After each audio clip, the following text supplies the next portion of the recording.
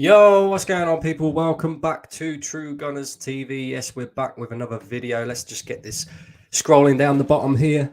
And of course, we're here to talk about Aaron Ramsdale and David Raya. And look, this is always going to be a topic of conversation because, of course, we brought in David Raya in the summer. Aaron Ramsdale has since been replaced as our number one.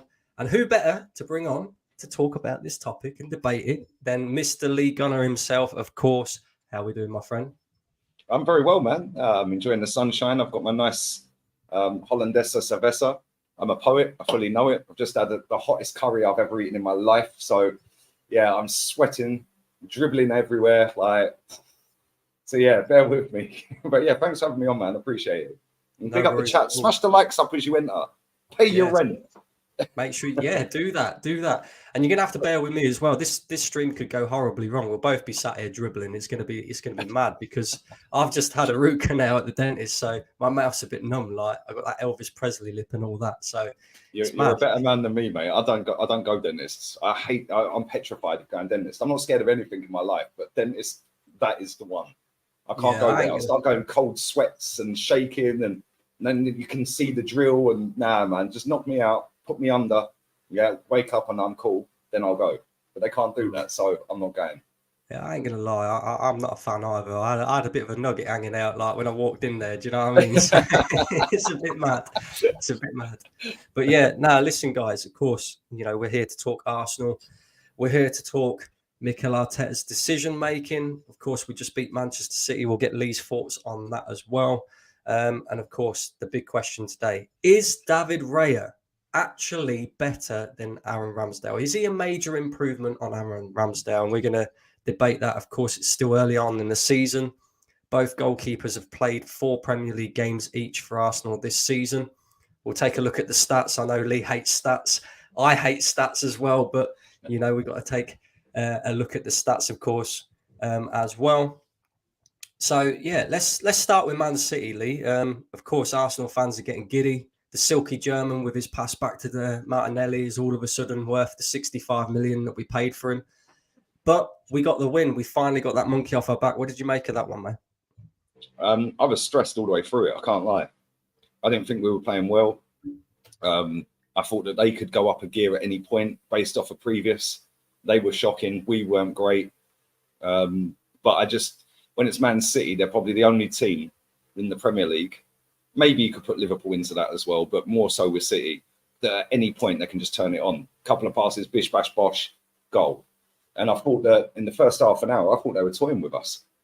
Yeah, they were just standing on the edge of our box, no passing out from Raya. He didn't have any options. Alvarez closed the keeper down, nearly scored.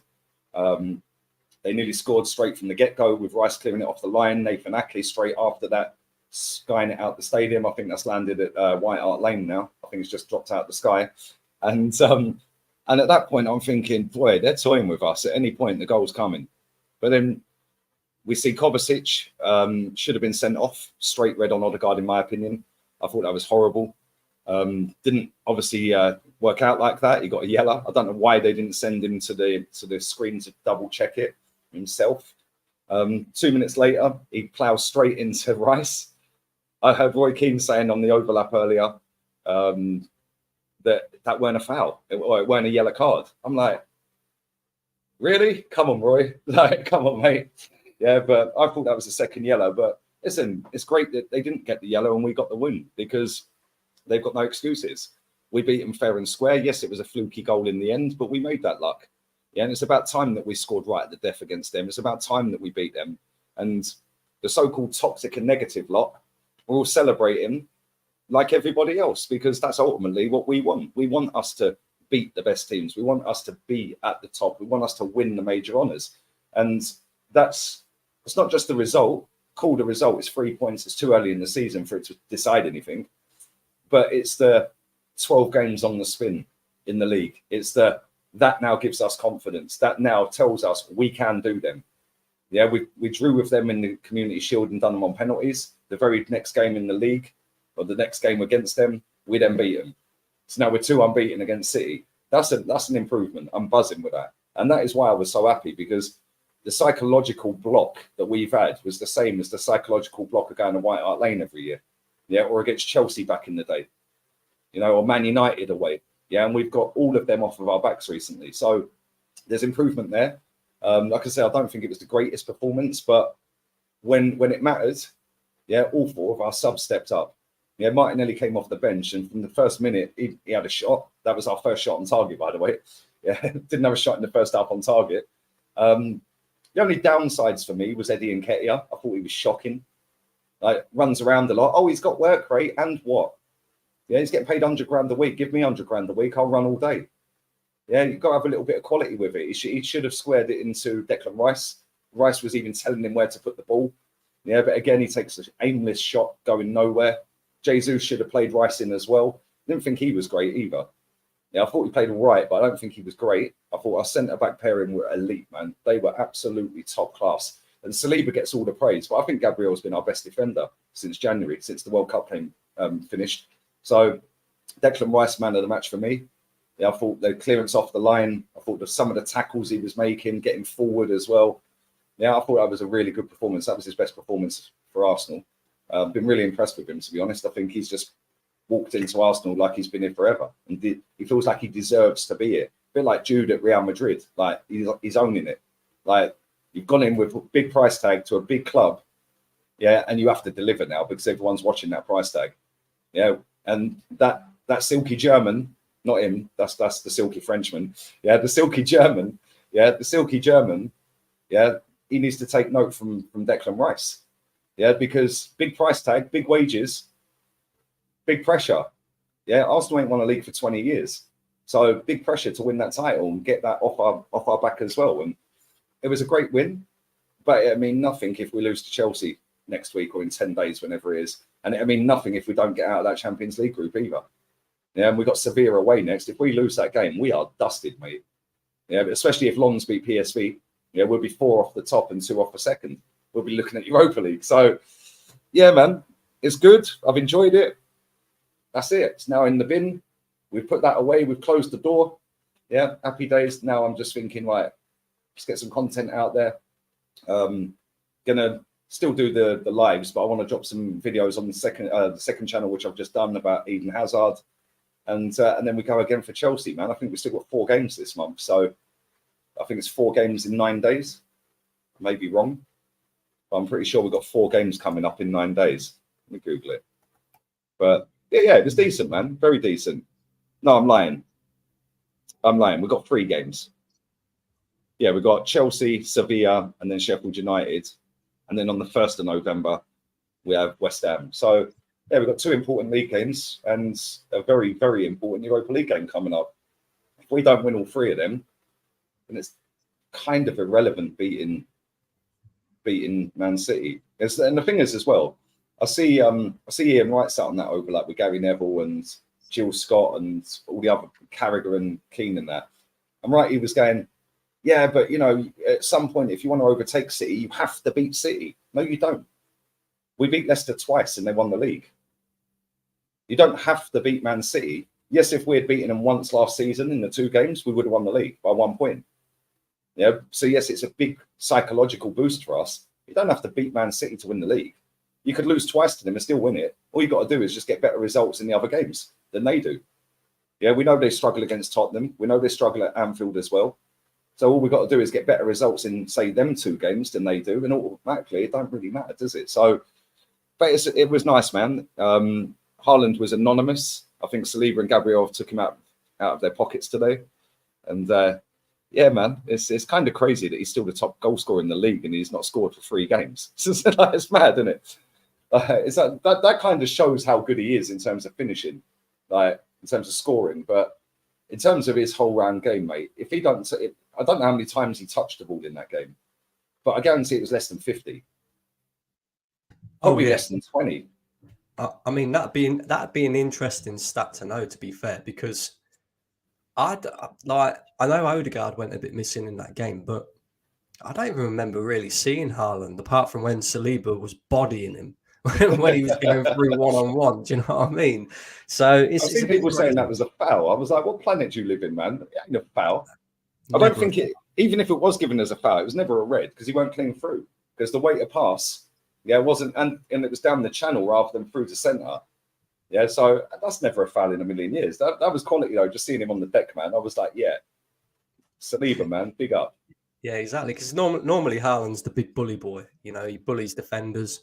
He got bullied in that game, and it's funny actually. I see a stat the other day, and it said in the last 3 games that Man City have played Arsenal, Haaland's had I think 2 shots, 1 goal. Not many touches in the penalty area, not many touches overall. So it's like Saliba and Gabriel are his kryptonite. Do you know what I mean? Like you don't see many defenders do that too well in Haaland, especially a top player like him. So yeah, man, he had 23 touches. Lewis put in the chat. Yeah, 23 touches. Jesus Christ, in 90 minutes. That is mad. I'm That's surprised crazy. Pep didn't bring him off. I'm surprised Pep didn't. The thing is though, like if you get that one ball in the box, he's scoring. But actually, having said that, he's probably missed more than he's scored this season. He's missed a lot of sitters this season, man. He could probably be on 20 goals if he had bagged them all.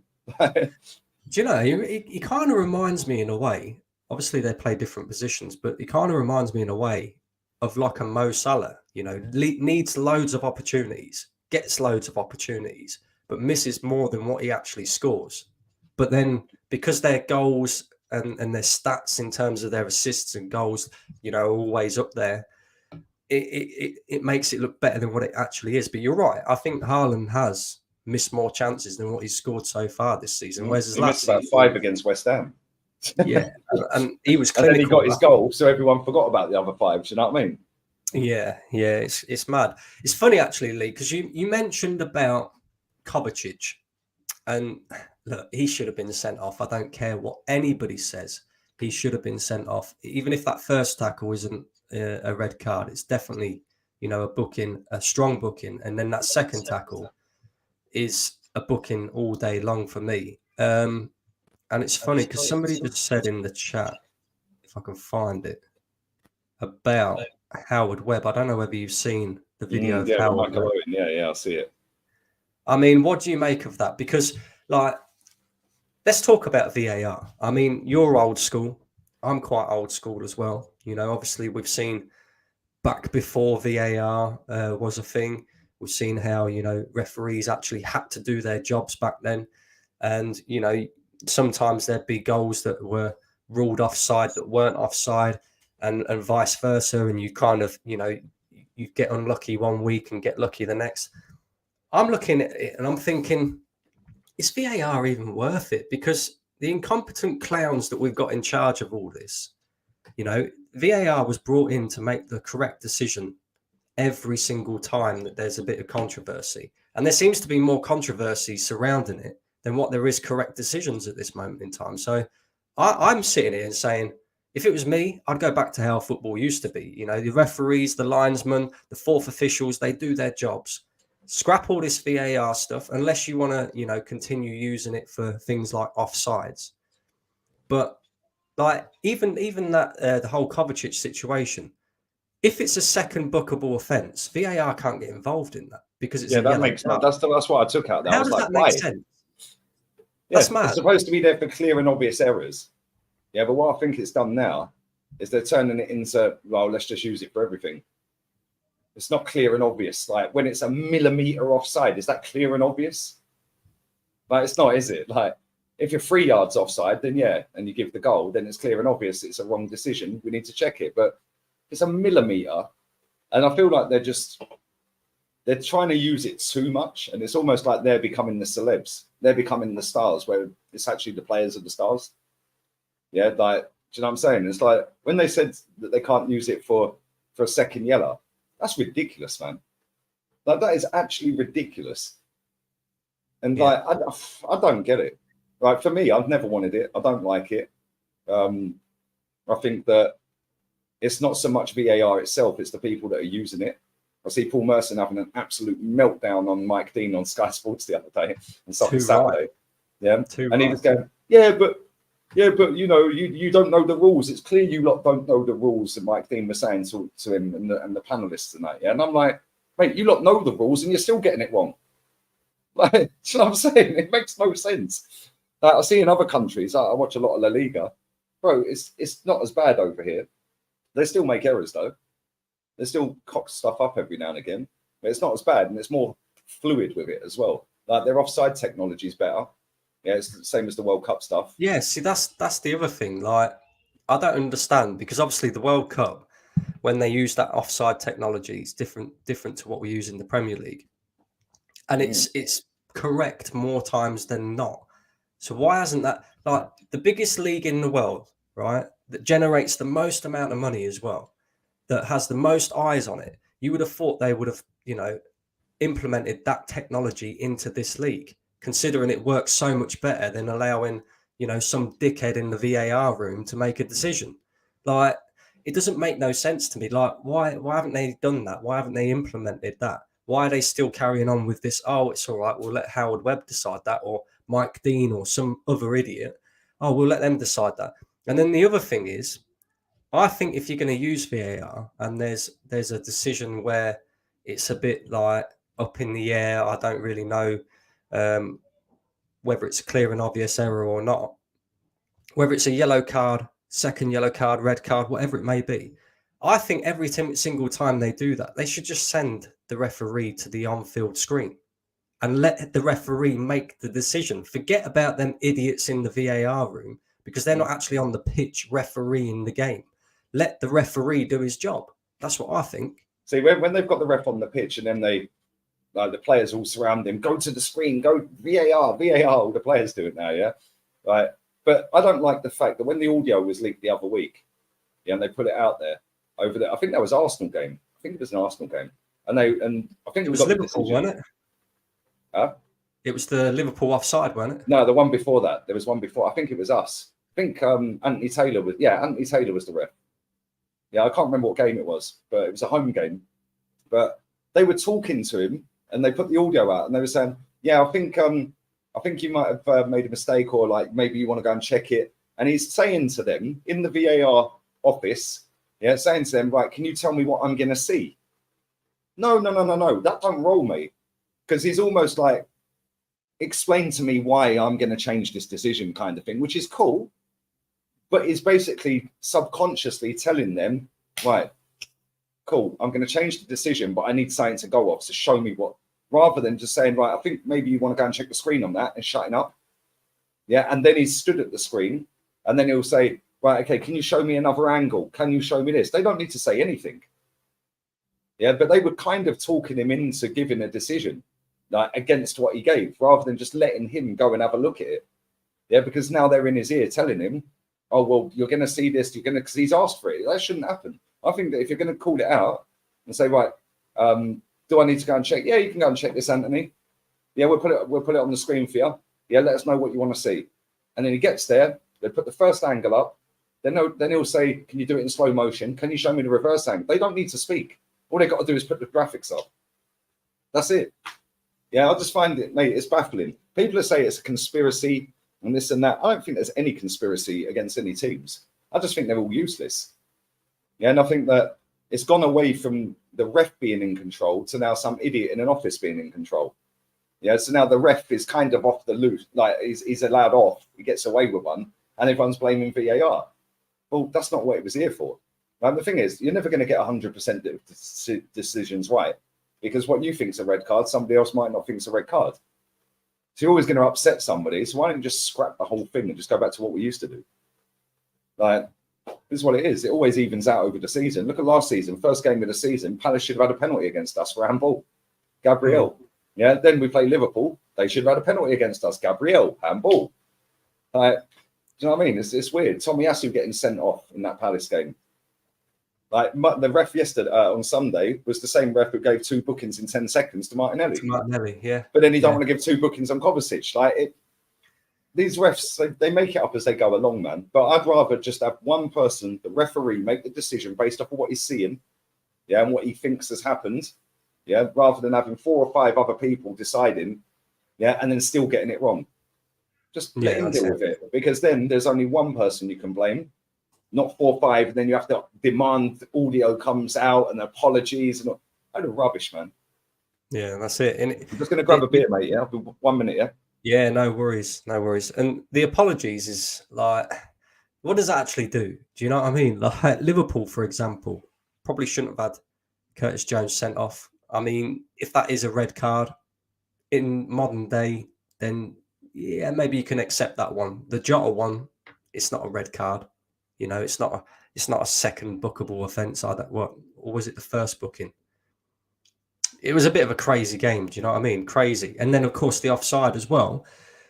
And you just think, well, if you're not getting the decisions right, and that's 3 decisions in one game, let alone, you know, the rest of the games as well, just scrap it. Seriously. It's got to be frustrating as a football player as well. Like, I couldn't imagine being a football player and you don't know what the handball rule is anymore. You know, if your arm's slightly out of a natural position and it hits it, whether you're in close proximity with another player or not, sometimes it's given as handball, sometimes it's not. All about perception.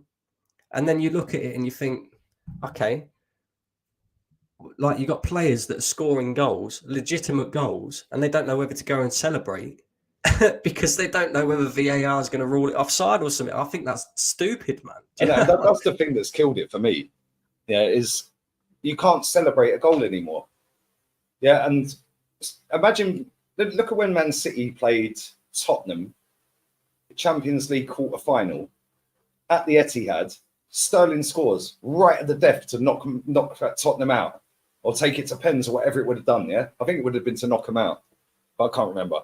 Yeah, he's running off celebrating. I was jumping up and down because I was like, they ain't going anywhere. Get them out the competition, man. I was like, get in, Sterling. Yeah, and then 2 minutes later, it's ruled out. Yeah, to be fair, it was the right decision, but it was millimeters. And I always thought that the attacker got the advantage. Obviously, that's gone. What's happened to the 6-second rule with a goalkeeper? Amount of times a goalkeeper's got the ball in his hands for 30 seconds, 20 seconds, and they bounce it. Yeah, and then when they bounce the ball or let go of it out of their hands, Thierry Henry's done it, Ronaldinho's done it, they nab the ball and score. No, that's not allowed because the goalkeeper's still in control of the ball until it touches his foot, right? So just because you're bouncing the ball, that's still in your possession then, right? So what's happened to the 6-second rule? Like, they changed this every year. It's confusing as hell. Just leave the rules alone, man. Leave them alone. Yeah, at the end of the day, it's killed celebrations. Yeah, nobody knows what's going on in the stadium. Yeah, we only know because we're watching it on TV. Yeah, and it comes up checking possible offside, checking possible red card, checking possible this. Yeah, and then they show you different angles, and then slow motion always never does it justice because it always looks worse in slow motion. Yeah, like if it's a foul, like the Kovacic one, it looked so much worse in slow motion than it did in real time, but it's still a red. And then they say, nah, that's a yellow, mate. Didn't even get him to check it. Like, make it make sense. It's crazy. It's unreal. It's crazy, bro. It's crazy. But yeah, for me, scrap it. I think scrap it. Go back to the old way, and you know, let's actually watch football again. You know, let's actually get excited about scoring goals. Do you know what I mean? Like, it's crazy. Yeah. It's mad. But yeah, let's move on. Let's talk Arsenal. So, of course, in the summer, we brought a few players in. Kai Havertz, Declan Rice, David Raya, Urian Timber, who's out injured. And I just wanted to specifically talk about David Raya and Aaron Ramsdale, right? Because obviously they've had 4 games in the Premier League each for Arsenal. It's still early on. It's clear to see that the manager has now made David Raya his number 1. He's playing the Champions League games as well. I mean, I think it's harsh on Ramsdale. I think it's very harsh on Ramsdale because I don't think he's done anything majorly wrong. And, you know, we all accept that. Look, from the outside looking in, when you see David Raya at Brentford, it looked like a major improvement. But I look at the Man City game, right? And although David Raya hasn't made any clear and obvious errors or anything like that as of yet, he's keeping clean sheets as well. He looked so nervy in that game. He looked like the occasion had got to him a little bit, you know, making a few errors. Even if you go back to the Spurs game, right? He flapped at that first goal. He should have, like you said, he should have punched it either over the bar or punched it further out of his box, and he kind of flaps about a little bit. And I'm looking at it, and I'm really thinking, like, is David Raya actually a major improvement on Aaron Ramsdale? Because apart from, I would say, distribution-wise, he's definitely a slight improvement there. I don't think there's much difference in it, bro. I don't know what your thoughts and feelings are, but I don't think there's much in it between the two. I think in terms of the City game, you could see that I think he was told to do what he's doing. You know, like keep hold of the ball, don't pass it out so quick. Because when Ederson's doing it, it's like boom, boom, boom, effortless. Yeah, but again, he's been in that team for a long time. He knows the players other than Vardy. All of them have been there for years pretty much with him. And it's just fluid. Whereas he's come into a team, he's got Zinchenko at left back 1 week. Next week, he's got Tomiyasu there. Right, then he's got the 2 centre backs, cool. But then at right back, he's got Ben White 1 week. Yeah, next week, he might have somebody else there. Tomiyasu might be there, like the Lons game. Yeah, and even in that Lons game, the pass he gave to Tomiyasu, why were you doing that pass out of all the players you could have passed to? You passed it to him, who was off balance on the run up the pitch. Like, makes no sense. I think he's levels better than Ramsdale, though. I think the system or the game plan in that City game and the way Arteta wants him to be, I think is probably restricting him a little bit. But again, he's just come into the club. So it's going to take a little bit of time. I mean, look at the goalkeeper at United. That guy couldn't catch anything. Like, it's crazy, man. It's crazy. So I think he's better at catching. I think he's better at when crosses are coming into the box. I know the Spurs one he flapped, but I wouldn't necessarily put that just down to him. I'd put that down to Eddie and Nketiah, if I'm being honest. Like, he effed up. I'd then put it down to Saka. I'd put it down to Saliba as well. All 4 of them in that Spurs goal. Yeah, like Saka just ball watching and Maddison goes straight past him. Right. So I don't know. I think commanding his box, I think he's a lot better. I don't think he's as vocal. He's definitely not as cocky with the fans, like of the team we're playing against. I don't know why Aaron Ramsdale's always got his tongue hanging out of his mouth, like when we're getting pammed by Brentford and nick 1-0. He's like, it's all the away for like, all the home fans. I'm like, mate, he comes across as a little bit too big for his boots, kind of thing. Yeah, and I think that he needed competition. Yeah, the thing I don't like, yeah, is every time David Raya does something, whether it be kick the ball out of play, yeah, or flap at something, or let a goal over to Ramsdale. Sky Sports are straight on Aaron Ramsdale. Pan the camera in.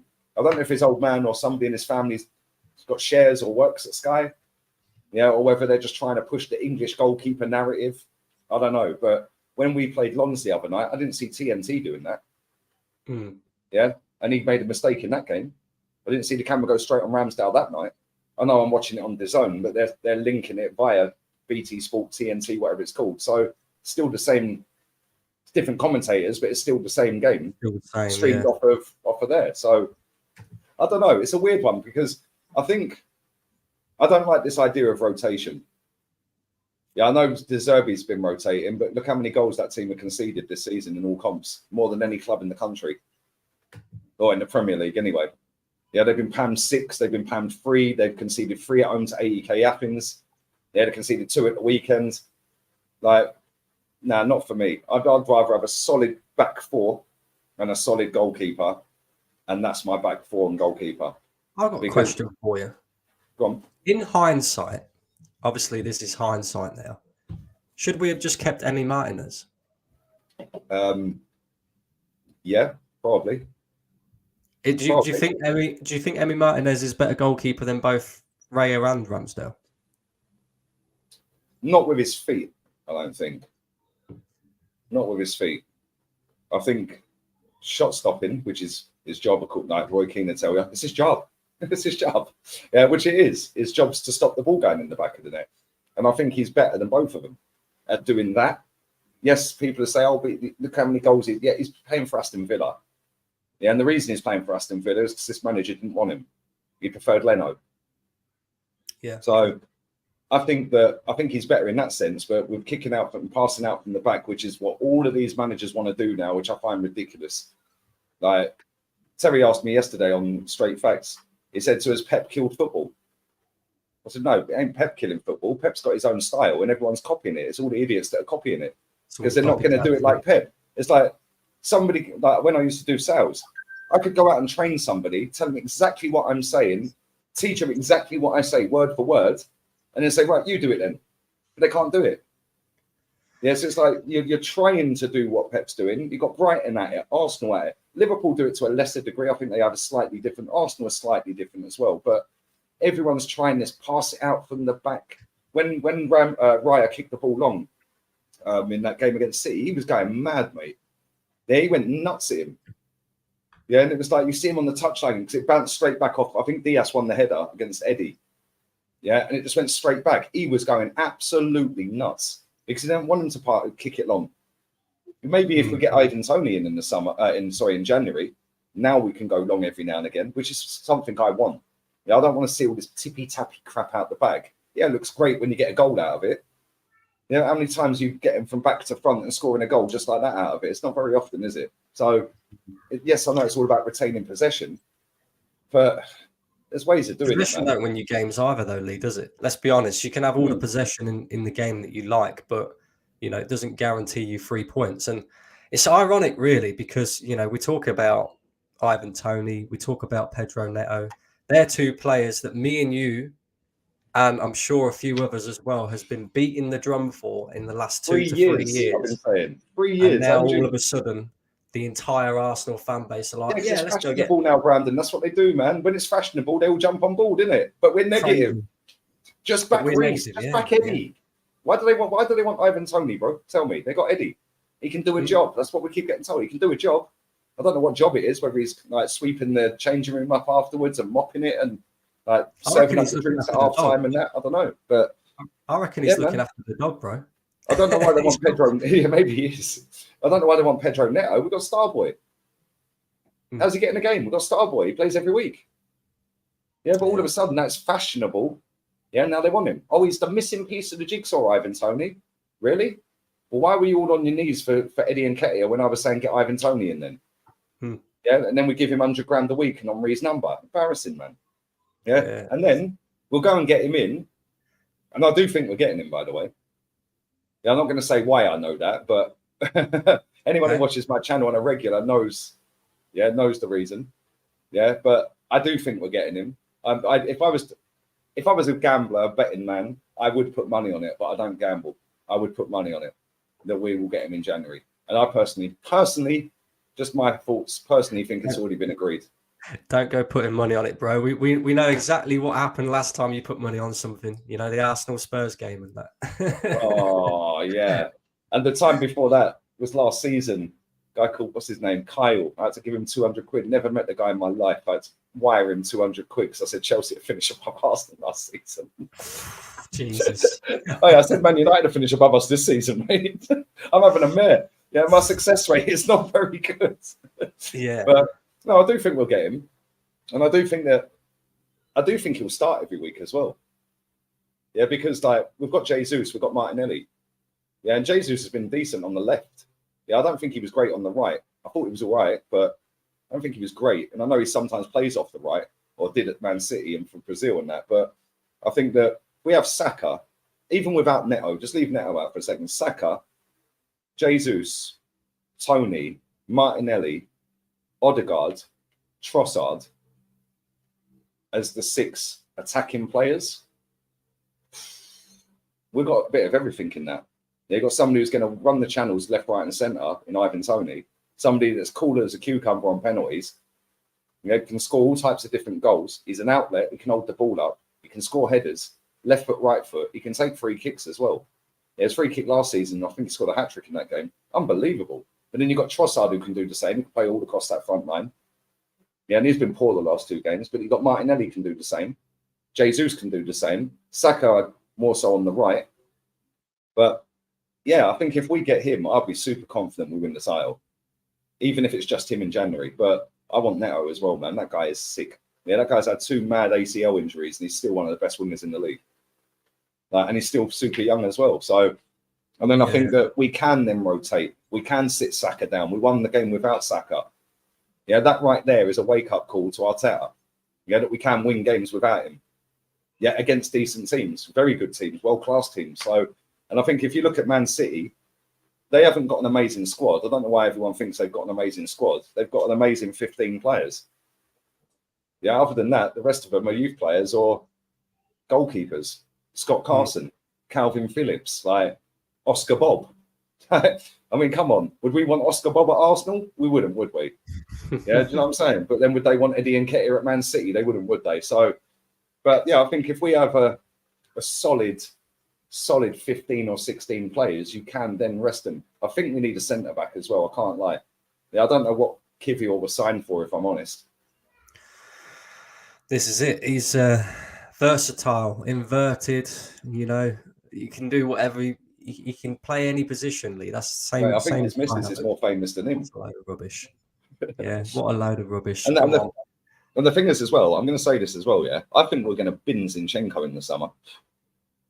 Yeah, because I think that Timber was brought in to play left. Yeah, and I think that kind of cocked up a few of Arteta's plans this season by him getting injured in the first game. But I think he is going to play him off the left because I think his level's clear of Zinchenko, defensively and on the ball. Yeah. Yeah, I think Zinchenko's very good on the ball. Yeah, maybe keep Zinchenko for midfield. I don't know. Yeah, I don't want to see him at left back. He's useless. Yeah. It's ironic, actually, because, you know, speaking of Zinchenko, of course, 24 hours before the game, he came out with another political statement. And since we've beaten Man City, that all seems to be forgotten about now. But he got the biggest cheer of the day, mate, when his name was read out at the Emirates. Well, I think, you know, the club's slightly embarrassing for this, you know. And I think, you know, they need to really sit him down and say, look, whatever your political beliefs are, that's fine. But do not air it out to the public because, you know, they're seen as double standards right now. You know, we had Mohamed El Neni coming out and supporting the Muslims in China. You know, Mesut Ozil did the same thing. And they got absolutely ridiculed for it. Even the club went, nah, we're not, you know, we don't deal with politics here. Mohamed El Neni had the Palestine flag on the pitch once. Yeah, and there was a company, I can't remember the name of the company, they were looking to put out a sponsorship with us. Yeah, so he got a dressing down for that. But this is the thing, when you put politics and football together, it's always going to upset someone. Yeah, you're always going to have this side or this side. Somebody on either side is going to get upset. You're never going to appease everybody. Which is why it shouldn't be. I know these people have built up massive platforms on social media and that, these players, but they've done it through playing football. Yeah, they've not done it through being politicians. Sorry. Yeah, and I think that the outrage over what he did the other day was rightly so as well. Yeah, because if you're gonna do it with Ozil and you're gonna do it with El Neni, then you got to do it with him, bro. He actually sat on Piers Morgan's channel, right, at London Colney, and said ban every Russian from elite level sport, and the club never said nothing. They allowed Piers Morgan to film that at London Colney, so they knew what he was going to get asked. They've obviously vetted Piers Morgan and asked him. Do you know what I'm saying? So yeah, it's a bit weird, man. It's a bit weird, but this is I don't tune into football to see a flag in the corner next to the scores, and I think a lot of these people are hypocrites anyway, mate. Yeah, like all these people that say, I stand with this. No, you don't. Because if you did, go and fight for them then. Go and stand on the front line. How about that? Instead of just tweeting it. Easy to tweet it and get a load of followers and a load of likes off of it, isn't it? Yeah, I stand with this. No, you don't. Yeah, because you don't know any of the story, but it's trendy. It's trending #1. So you'll jump on it as well. Like, come on, man. This is why I don't really tend to get involved with it all, mate, because like you're never gonna win that conversation, that argument, whatever, because you're always going to have people attack you from the other side. Doesn't matter where you stand on the views of it. Yeah, but yeah, I don't want to see that in football.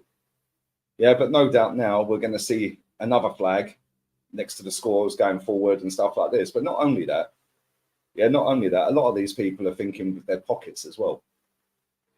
Yeah, they're thinking, especially the sports ones, like the ones in the media as well and stuff like that have posted certain things out over the last 2 years. But they're thinking with their pockets, yeah, and where their bread's buttered, mate. And they don't want to lose sponsorships. They don't like the Ozil case is a classic example. Yeah, I think China banned every single one of our games being streamed in their country. Yeah, I think they took the Chinese version of Football Manager or one of the football games. Yeah, they took it, banned it. Yeah, banned it in their country. The Chinese version, not banned. I think they actually took us out of one of the other games. Like they actually took us out the Chinese version. They actually got us out of the game. So we're not on the game anymore. Yeah, so all of a sudden, Ozil, you're gone, mate. We're losing sponsors. We're losing money. They all think with their pocket. They're all hypocrites, mate. It's all virtue signaling. Yeah, and I'll tell you something. Yeah, most of these players, yeah, they couldn't care less. Look at Jordan Henderson. Yeah. Oh yeah, that's it. Yeah. And this is But it. It's a good thing at the time, isn't it? It gets you loads of Oh, isn't Jordan lovely? What a nice guy. Really? Yeah. Again, thinking with his pocket. As soon as Saudi offers 700 grand a week, he's straight there, isn't he? That's it. How about fuck off, mate? How about that? What's this comment all about? Talk about goalkeepers or shut up. How about no? How about you set your channel up, yeah, and talk about what you want and see how many people are interested in listening to you, mate. Don't even show his face. Look, it's got to let us see there. Yeah, I won't say what I was going to say next. You get demonetized. No, exactly that. I echo exactly what you just said. But yeah, just for you, Chase, if you go back about 20 minutes, we were speaking about the goalkeepers, my friend. So not even that, 10 minutes. Catch up, bro. Do you know what I mean? Yeah, fucking. So, in terms of winning the league, Lee, what do we need to do? Of course, we mentioned about Ivan Toney. We mentioned about Pedro Neto. I think if we're going to get them, I think we probably only get one because that's what Arsenal do. You know, we don't tend to show too much seriousness, especially in January transfer window. We don't tend to go out there, buy 2 or 3 players. Even though I'm, in the same boat as you are, I think we need at least 3, top quality players. Because it's not always about quantity. Like you said about City, they got 15 top quality players, the rest of the youth players. It's not about quantity, it's about quality. Can the quality get you through? I don't think we've got enough quality in our squad. You look at our bench, it's very similar to last season. It's almost identical to last season, in fact. But the Man City game, right? For as much as Arsenal fans will sit there and go, oh, yes, we can win the league now. Yes, we can win. It's left me with more questions than it has answers, because I'm sitting there and I'm thinking, cool, we won the game. Great. Without Bukayo Saka, who's, arguably our best player as well. But what was the point in giving Reece Nelson 100 grand a week contract? You don't trust him. You don't want to play him. Even against Lons and Bournemouth and that, you had to play Bukayo Saka. Comes to the game at the weekend against City, we'll play Jesus out on the right. We'll shoehorn him out there and try and shoehorn Eddie Nketiah into this team. So what was the point in giving Reece Nelson a new contract? We protected his value, Brandon. Remember that one with Rob Holding? We protected his value. And this was £2.5 million anyway. Yeah. This lot are making out we got 4 million for him. When did it become a thing that you include the add-ons in the fee now? Declan Rice, he's 105 million. No, he weren't. He was 100 million plus 5 add-ons. Have they got their add-ons yet? No, they ain't. So he's 100 million then, isn't he? Yeah. What's his name? Rob Holding. We got 4 million. No, we didn't. We've got 1.5 million and 2.5 in add-ons. Have they got their add-ons yet? Or have we got our add-ons yet? Has he even played for them? That's but it's now a thing. Havertz cost 65. No, he didn't. He cost 60 plus 5. Have Chelsea got their add-ons yet? They haven't, have they? Who started this? It's ridiculous. I'd love to know what the add-ons are in Havertz's contract because I don't think he's going to fulfil them. If there's anything to do with goals and assists, if it's goals and assists, he's finished. Yeah, if it's win a Premier League or a Champions League, then maybe not so much Champions League. We've got more of a chance at the Premier League. But I think in terms of the question you asked, I do think that we haven't got the squad to win it now. Yeah, Man City lost 2 out of their first 5 games once a few years back and still walked the league. So I think they were 8 points behind Man United when Aguero scored the winner. Then they caught them up. They've been miles behind. They've been in 6th place before and caught everyone up. So this is Man City, man. And it's Pep. You don't write them off. Yeah, but I think that we definitely need a striker. And it has to be Ivan Toney. I've seen people say, Ivan Toney ain't that great. Go and get Osimhen. I don't think he's that great. He looks good in Italy. Yeah, Darwin Núñez looked amazing in Portugal. Yeah, 36 goals in a season. How many does he score for Liverpool? So just because they look good in another league don't necessarily mean they're going to come and fly in this league, especially in forward positions as well. Like, it's very difficult to come into the Premier League as a winger or a striker and hit the ground running. See it all the time with players flopping, man. So, yeah, I think we definitely need a striker. I still think we need a centre-back. I still think we need another midfielder, unless we put Zinchenko in midfield when Timber's back and play Timber left. And I still think we need a right winger. We still need 4 players, man. Yeah. Still think we need 4 players. I don't think we're going to go and get all of them in January. But we'll definitely get... I think Tony's done, bro. I can't lie. I think that's a done deal. I think we'll get him. And if we get him, and this club will show its true colours this January. And I said this last January, about this time I actually said it. Yeah, I said, let's see what we're doing in January. Yeah, we'll see how serious this fan base and this club are. Lo and behold, Jorginho rocks up. The twerk champion's husband rocks up. And Trossard I like.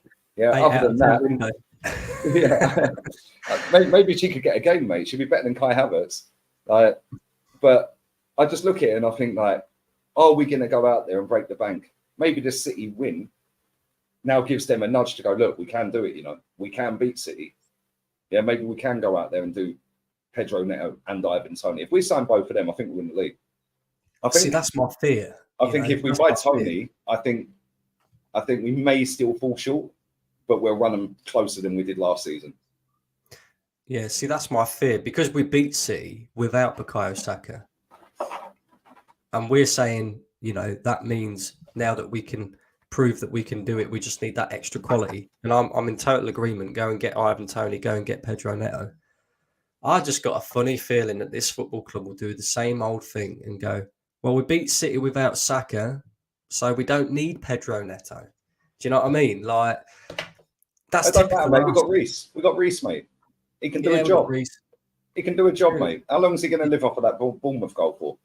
He's doing a great job of warming up the bench. Do you know what I mean? Like, he's doing a great job of that. Mate, I think we should. And I'm not sure how we'll do the deal with Brentford, but we've got a bit of an issue with Eddie Nketiah because no other club's going to pay him $100,000 a week. So we got to get rid of him because he ain't the guy.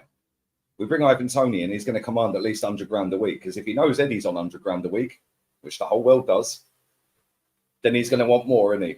And he's going to come in as 60 million, 65, whatever it may be. Yeah, he's going to be on top dollar. So I was thinking the other day, I said this to Terry last week, that there could be a way, and I said it was Henry. Yeah, there could be a way where we say to Brentford, right, what do you want for him? Right, okay, you want 60. Okay, cool. Well, we'll pay you 65. Yeah, which is 5 more than he should be. Yeah, or they want. But that covers Eddie Nketiah. Yeah, his wages. But you're valuing the player at 60. Well, we value Eddie at 20. Yeah, so we'll give you 45. Yeah, Eddie, and that extra 5 covers Eddie's wages for a year. Yeah, and then Eddie would then go there. They can pay him $100,000 a week, and they've got the top up for his wages for a year. Does that make any sense whatsoever? Because if they paid him 60, for example, let's say they paid him 50, like 50 grand a week, that's 2.5 mil a year, yeah? We've just given them 5 mil. That covers Eddie's extra top up to the 100 grand for 2 years. Yeah, they could put him on a 3-year contract. They've only got to pay him 100 grand out of their own pockets once, like for that year, for the last year. So maybe we could do that. I don't know. It looks like we've got a good relationship with Brentford, obviously getting Raya on loan with an option to buy him. So, yeah, I don't know. I think Tony's done, bro. I can't lie. I genuinely, in the heart of hearts, I think he's done, dusted, signing. Oh, dear, you kill me with a good relationship. Like what we had with Brighton, yeah? The good relationship, yeah? But now all of this lot are sitting there going, look at Caicedo, look at Mudryk, Yeah, all right, mate. Crazy. Well, wouldn't it be funny if Kai Havertz scored the winner against Chelsea, though? Yeah. Or Mudryk scores against us. Oh, no, don't do that. No. Speaking of that, though, do you think we beat Chelsea? Yeah, we'll slap them. Yeah? Yeah, I see a few people at the beginning of the show saying, why aren't you worried about Chelsea? Why would I be worried about Chelsea? Like, real talk. Why would I be worried about Chelsea? Well done, you slapped Burnley. You should slap Burnley. Like, well done, you beat Luton. You should beat Luton. Like, am I missing something here? Like, we should pam them, mate. And we've got a good record against them recently, especially at their ground. At their ground as well, yeah. Yeah, Martinelli and all of that, leaving Kante falling around on the floor. So, yeah, I think we'll beat them quite comfortably, if I'm honest. I think we're doing pretty easy, 2 or 3-0. I don't see where they score it from. I think the only way they could score a goal is if it's coming from a dodgy mistake from one of our players, like a penalty or something like that. I don't see how they're going to carve us apart, mate, if I'm honest. If Man City couldn't do it, I don't see them doing it. No, you're right. Chelsea's a weird club at the moment.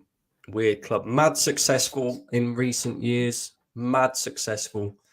But that job just seems like a career killer at the moment. You know, like, how many managers are they going to send there before they go, we'll just stick with one?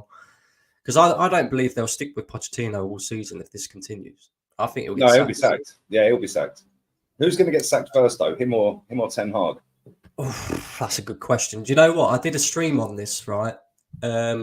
Just before the Premier League season started.